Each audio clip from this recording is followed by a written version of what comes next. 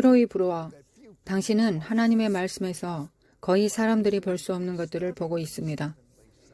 당신은 수년 동안 이러한 하늘의 표적을 연구해 왔습니다. 우리가 하늘 언어를 좀 더 잘 이해하도록 한두 가지의 힌트나 계시를 알려주시겠습니까? 네.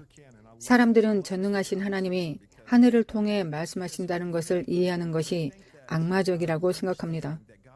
슬프게도 악마의 세계가 이것들을 훔쳐갔습니다. 로마서 1장 20절부터 24절까지 실제로 이것에 대해 말하고 있습니다.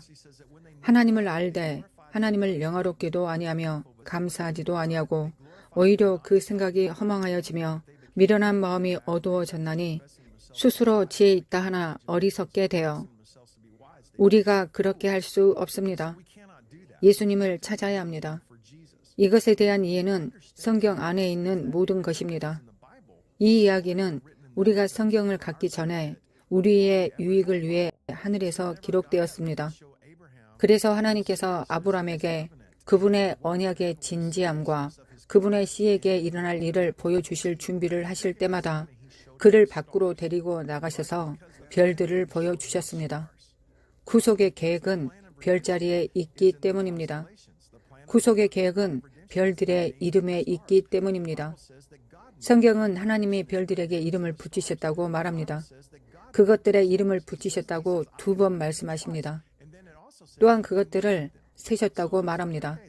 하나님의 별들을 세시고 이름을 붙이셨습니다. 그 별들의 고대 히브리어 이름을 찾아보면 모두 놀라운 것을 선포하고 있습니다.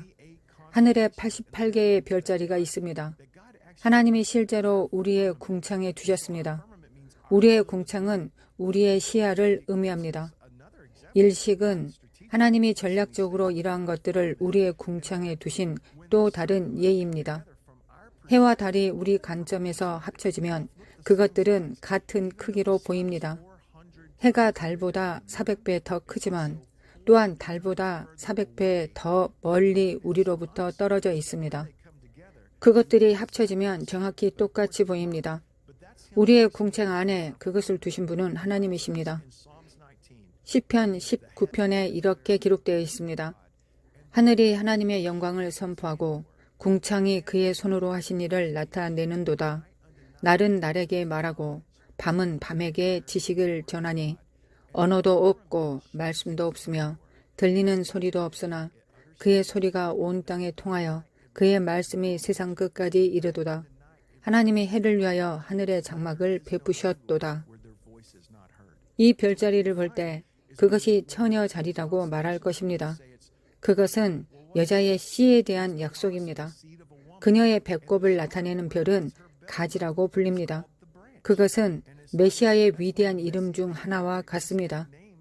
스가랴 3장 8절에서 내가 내 종 곧 가지를 내리라 라고 기록되어 있습니다. 여기 그녀의 배 안에 씨가 있는 처녀 여성이 있습니다. 창세기에서 전능하신 하나님은 하와에게 내가 너의 후손과 뱀의 후손 사이에 큰 전쟁을 벌일 것이라고 말씀하십니다.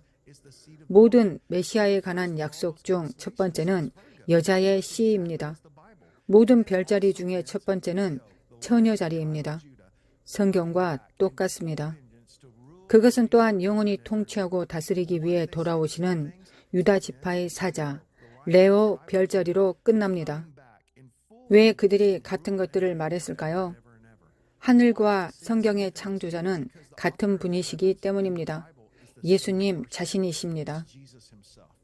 네, 당신은 이 두 일식이 두 부분으로 구성된 메시지라고 말했습니다. 그것이 무엇인지 명확하게 설명해 주시겠습니까?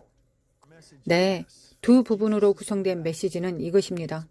예수님이 곧 다시 오실 것입니다.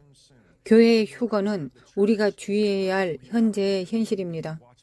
그분이 7년 전 첫 번째 일식에서 말씀하셨습니다. 그것은 1시간 33분에 이어지는 사건이었습니다. 하나님께서는 시편 133편을 말씀하셨습니다.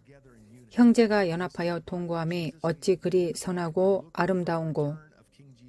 예수님의 몸이 왕의 재림을 기다리며 하나가 되어야 한다고 말씀하셨습니다.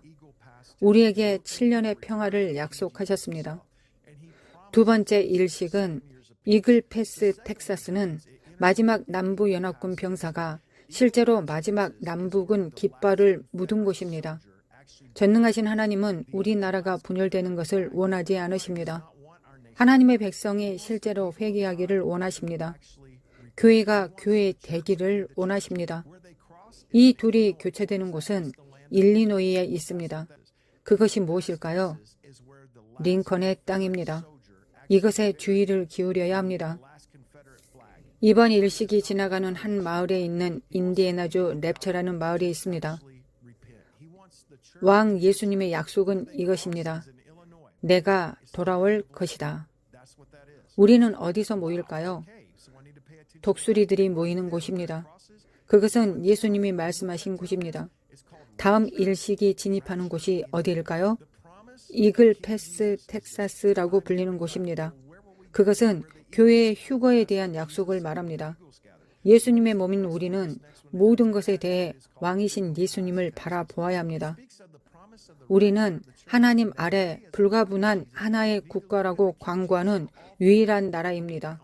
우리가 회개하고 예수님을 첫 번째로 두지 않으면 우리에게 닥칠 위협은 분열된 국가가 되는 것입니다. 우리의 소망은 왕이신 예수님의 재림에 있습니다. 하나님의 백성인 우리는 하나님의 말씀의 가치를 옹호해야 하고 우리 믿음의 주요 또 온전케 하시는 이인 예수님을 바라보아야 합니다. 4월 8일에 우리는 세대식을 거행할 것입니다. 우리의 전 지파가 함께 모여 하나님의 백성인 우리가 연합되었다고 말할 것입니다. 전능하신 하나님께서 우리의 하나님이시며 여호와 하나님이 하나님이시며 예수와 하마샤가 메시아이심을 선포합니다. 우리는 그분의 백성입니다. 우리는 요나가 니느웨에 섰던 것과 같이 이 나라에 서 있습니다. 그날 해가 어두워졌습니다. 요나는 너희에게 40일 남았다고 말했습니다. 전능하신 하나님은 시계가 똑딱거리고 있다고 선포하고 계십니다. 우리는 1950년이나 1960년처럼 살 수 없습니다. 날들이 짧고 세상 시계는 아주 조금 남았습니다. 어떻게 해야 할까요? 우리는 하나님의 백성이 되어야 합니다. 우리는 하나님이 사랑하시는 것을 사랑해야 하고 하나님이 미워하시는 것을 미워해야 합니다. 네, 당신이 말한 것 중에서 우리는 연합되어야 한다는 것에 대해 설명해 주시기 바랍니다. 그것은 무엇을 의미합니까? 네, 시드. 슬프게도 미국에 예수님의 몸에 그런 종족의 영이 있습니다. 전 세계적인 일이기도 합니다. 그분은 우리를 하나로 부르시고 계십니다. 우리에게 하나라는 의미는 그리스도께서 머리라는 것을 뜻하는 것입니다. 우리가 몸이라면 우리가 몸으로 연합된다면 연합될 수 있습니다. 그리스도가 머리시라면 우리가 연합될 수 있다는 것입니다. 우리는 머리이신 하나님 아래 한 나라이고 한 몸입니다.